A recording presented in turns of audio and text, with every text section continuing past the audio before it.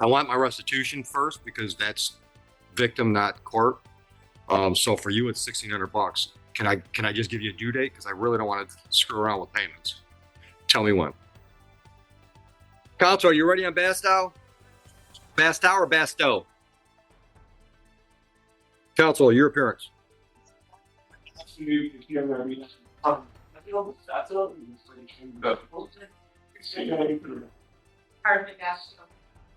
Go ahead. Steve set for pre-trial. Also, Your Honor, I'm stating counsel of record in this case, Stephen Babbitt. Ms. Bastow, do I have your permission? Thank you. Sure. And at this time, we are requesting an adjournment to January 22nd. Yep. Would you wait for formal reading and we'll take care of an arraignment? All right, I'll enter not guilty plea. All right, so pretrial January 22. Right from the start, notice how the judge locks things down fast. Bond terms, no contact orders, and crystal clear warnings. This isn't casual talk. One slip, one text, one accidental run-in, and that personal bond can disappear instantly. Question for you. Do you think most offendants actually realize how strict no contact really is? Who's that with, Heather? Martin. So that'll be Zoom. What time? 10 a.m. All right, 10 a.m., Judge Martin, Zoom. All right, so I got a bond recommendation here from the police department requesting no contact with the complainant and not to return to the Marlow address in Van Buren. They're going to create any hardships? That'll work? All right, so I'm going to put you on a personal bond, ma'am. The victim or complainant is listed as a Brian Mary. So no contact, no phone calls, no social media contacts, no letters. You know, friends don't check on him to see how he's doing. You see him at Burger King, you're eating at Taco Bell. No contact. He calls you and says, hey, let's meet for coffee. I can change the order, or one of my benchmates with a rope will change the order. He can't. Clear? Raise your right hand. Do you swear or affirm and acknowledge the debt payable to the court amount of $1,000 if you mess up on bond? Any questions? Counsel, we leave anything undone? You two have a great day. We'll get you a notice in just a minute.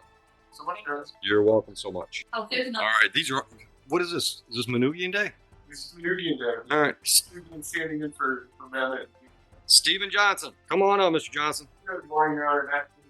On behalf of Stephen Johnson, please state your name for the record. Stephen Johnson. Anytime set for pre-trial on this matter. I've spoken with the prosecutor. At this time, she is offering a reduction from operating while intoxicated to operating while visibly impaired, and Mr. Johnson wishes to avail himself of that offer and plead guilty today. Here's a key legal moment. The charge is reduced from operating while intoxicated to operating while visibly impaired. That's not luck. That's negotiation. Prosecutors don't offer reductions unless the evidence, history, or circumstances give them a reason. This is how plea bargaining quietly shapes most criminal cases. Did you discuss your rights and options with counsel? Yes. You understood all that? You understand the possible penalty for impaired driving? Understanding that, are you pleading guilty to the charge? Are you doing that freely and voluntarily? Counsel, would you, voir dire, give me the facts that support the plea? July 13th is the incident I have. I'm sorry, did you catch all that? Can you voir dire get me? Mr. Johnson, on July 13th of this year, were you operating a motor vehicle at the township to pay insurance? Prior to operating that motor vehicle, have you consumed any alcohol? Yes. What did you drink? Instead of tequila shots. Okay. Your Honor, for the purpose of the plea, we would stipulate to a EAC of 0.13. Okay. I don't know if you caught, I missed this. Were you driving that vehicle in Van Buren Township on that date? Okay. I think that covers everything. You satisfied? Satisfied, Your Honor. I'll accept the plea to the added charge, dismiss the original charge. All right, Mr. Johnson, I'm going to send you downstairs. You're going to talk to the people at the probation counter. You're going to schedule to come back for an interview. Based on that interview, the probation officer will prepare a report and a sentencing recommendation. You'll come back for your sentencing date, and one of your attorneys will be with you to look at that report. We'll have a conversation about whatever's in that report and anything else you want me to talk about, and then I'll decide what the sentence will be. You understand all that? This is where many people get confused. No sentence today. Instead, probation interviews, reports, recommendations. Judges don't just guess punishments. They wait for background, history, and risk assessment. It's slower, but it's intentional. Would you want sentencing done instantly or done carefully? Any questions? Bond is continued. Go downstairs. Thank you so much. You're welcome. Give me your name. We'll get you out of here. Come on up. Leave. Oh, all right. Hold on a minute. We're writing it up now. You know what? You can take the baby outside though. We'll walk the notice out to you. You're all right. Counsel on Zamora. Are those both together? I can do them together. Together because there's going to be a team rating system altogether. Sure. So I've got Catherine and Andre, right? Matt, good morning. Nice to meet you. Here we have Catherine Zamora as well as Andre Zamora. I'm standing in for the counsel of record on these matters, Stephen Dammit. Mr. and Ms. Zamora, do I have your permission to do so? Yes. Thank you. Furthermore, you two are co-defendants in this case. You understand that having the same attorney representing you presents potential. Now things get interesting. One lawyer representing both defendants. That's a potential conflict of interest. The judge has to explain this on the record, because if one person's defense hurts the other, it can unravel the entire case later. This warning protects the defendants and the court. Conflict of interest for that attorney, meaning that confidential information that one of you would have sent to me could possibly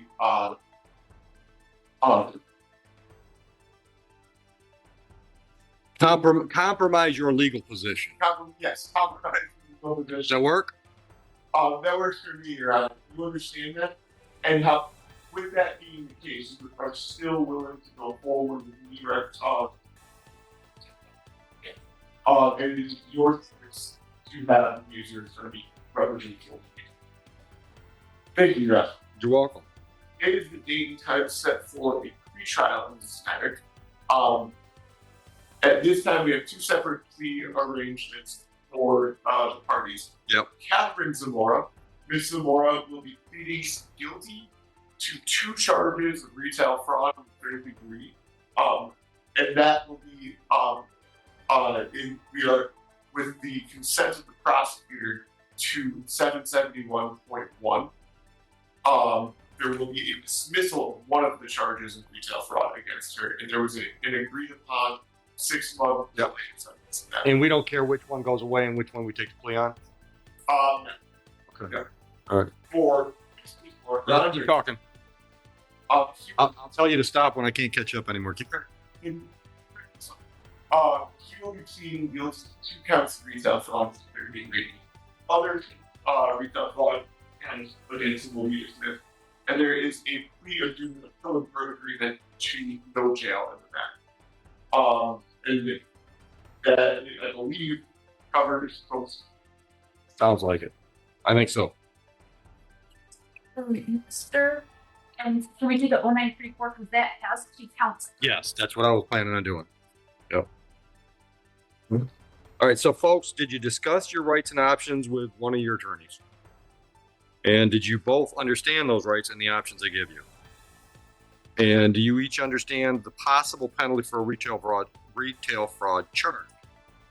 Understanding that possible penalty and those rights and options we just discussed, are you pleading guilty to retail fraud freely and voluntarily? I just thought of this. Can we do this as a no contest plea? This is a liability. I got no problem with that. So if you plead no contest, you're literally saying to me, Judge, I'm not fighting the charge against you. Understood? For me to move forward with this plea agreement, I have to have a factual basis. I'm going to guess that Mr. Manugian can provide me a factual basis that will support that plea. Once I've got... This is a twist most people don't expect. A no contest plea. It looks like a guilty plea. Feels like one and gets sentenced like one, but without admitting guilt on the record. It's often used to limit future civil liability. Smart move, but not always understood. the facts I need, then we're going to move forward as if there was a guilty plea. The difference is I'm not getting the facts from your lips. I'm getting it from some outside source. Police report, one of the attorneys involved, somebody besides you two. You understand how the no contest plea works. So understanding all of that, are you pleading no contest to retail fraud freely and voluntarily today? Yes. All right. So let's do ladies first. All right. So let me tell you what I got. I've got the August 1, 2025 incident. That file has 2 charges of retail fraud. That's what I'd like to take the pleas on. I've already issued a dismissal on the other file. Sure. August 13th. I got August 1. Are you on staff or not? I'm on Capper. 8/18. I've got 8/13. I've got September 5th. Huh. So If you have that report, yeah, well, here's what I've got. Have you seen a complaint on this file? I have not seen it. All right. Let me give me a minute. Let me review it. All right. Gives me a date and time. Gives me location, Myers store on Belleville Road.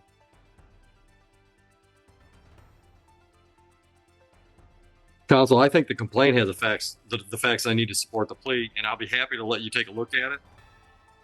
Take a quick review and see if you think it does, and then nobody's got to tell me anything on that. It's perfect. Are you satisfied? That's fine. All right. So on Mrs. Zamora's file, I've accepted the plea. Please. So let me do a little bit of scribbling.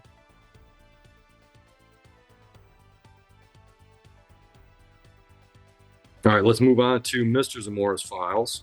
So that file I'm looking at, case number 25-0934, incident date on this one's showing August 1 as well, 2 counts of retail fraud. I'm going to bet the complaint has the same information.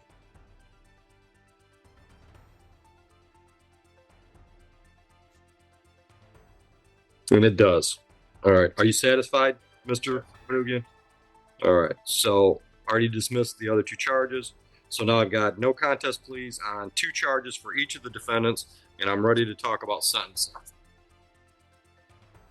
Well, Governor, I'm not anticipating sentencing today. I can do a pre-sentence if Having you know your factual situation better than I do. I obviously have a more complete picture of who you 2 are and what the circumstances were if I send you for an interview. So I'll leave it to you. I'm okay either way. You just trying to get some water.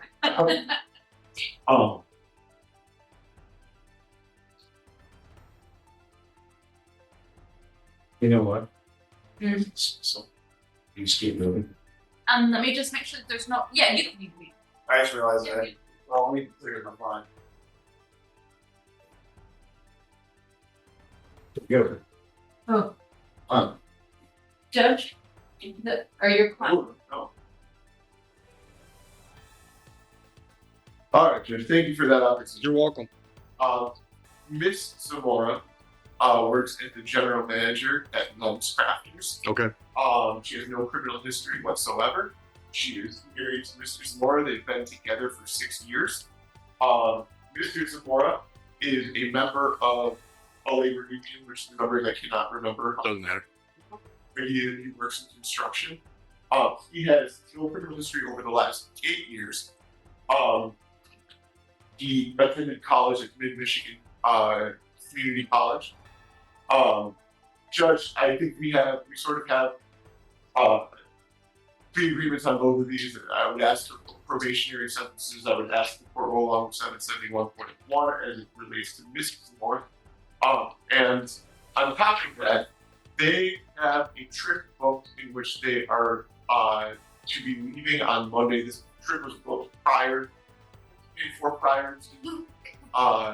the prior to these cases becoming aware of these cases. Yep. They'll be going to Biloxi, Mississippi for Christmas. I would ask that they have permission to leave. Sure.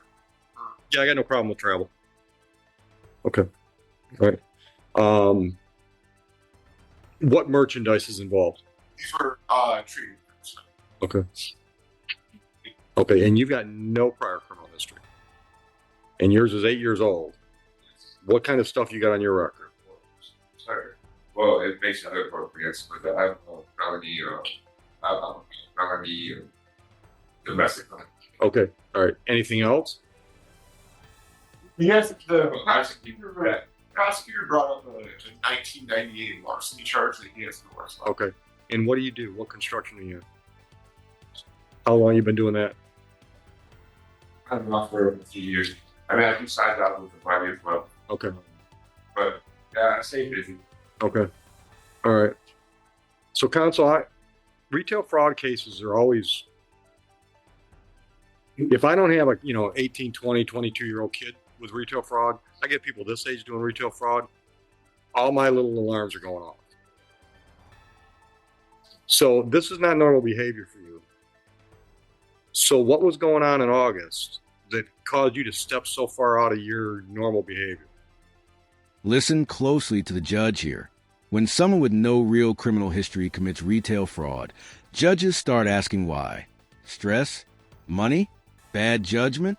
This isn't anger, it's concern. Courts want to know if this is a mistake or a pattern. With him, I mean, Judge, I know where your head is at on this. I would say, based on my conversations with them, Sure. I don't think that that's a concern. I don't think that drugs and alcohol are Okay. a concern in this matter. I think that Mr. Zamora found a scheme that he thought was working for him, and he got caught, and he's, It's not working. Okay. All right. Thank you. All right. Anything else, either one of you? Don't feel that you have to talk at all. That's why you've got an attorney. But if there's anything you want to share with me, I'm listening. Just silence is okay.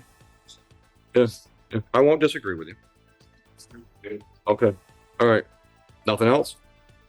All right. So first of all, let's get that out of the way. I'm okay with you traveling. And the restitution amount I've got for Mrs. Zamora is $1,328.71. There's joint and several between them as to that amount. I've got two different numbers though. So there's Oh, I see it. there was an extra case that was only charged. I see that. Yep. Which, All right. You understand what that means? So I can collect, the court can collect a $1,300 number from either one of them. But only he's on the hook for the extra $300 or whatever the math's gonna work out to be. And yeah. All right. She's got to put it all in the computer. All right. Are you working? He's a contractor, but Len, you told me that. Just checking to see if he was right. It gets quiet in here when I'm not talking. So Heather, what I'm doing on Mr. Zamora is on count one, I'm ordering restitution of $1,328.71, and on count two, I'm ordering the additional $334.71. You got that? Ms. Zamora, what I'm going to do for you is I'm going to do the delayed sentence for 6 months. During that time period, stay out of trouble, no new criminal charges. I'm ordering the restitution amount that we talked about 4 times now, $1,328 and change. Court costs are assessed the amount of $500. Mr. Zamora, on count one and count two, $300 fines and costs on each file for a total of $600. 2 days on the court work program in lieu of jail time on each file for a total of 4 days, and restitution amounts of $1,328 and change on the first, $334 and change on the second. Understood? Money. How much and when can we get it? I want my restitution first because that's victim, not court. So for you, it's $1,600. Can I just give you a due date? Because I really don't want to screw around with payments. Tell me when. All right. And how about the additional $600 for fines and costs? Oh. Yeah. So we got roughly $1,600. For that. Yeah. All right. So both restitutions due by January 30th. Because I like Friday due dates. Yes. And $600 fines and cost by February. We'll just call it 28. Heather, yeah. I'm going slow. All right. And Mrs. Zamora, that means you got to come up with the $500 because he just said he's taking care of the 13. When? Okay. Now, if he doesn't pay the $1,300, you're still on the hook. Understood? Any clarifications necessary? All right. Good day. Thank you so much. Oh, no, I didn't. There's one more thing I have to do. I got to have these two folks go to the Van Buren Township Police Department for fingerprints. Can you folks do that today? Yes. All right. So have a feed when you get you some paper. So when you show up, you hand the paper to the cop at the desk, and they'll know what to do with it. All right. Thank you so much.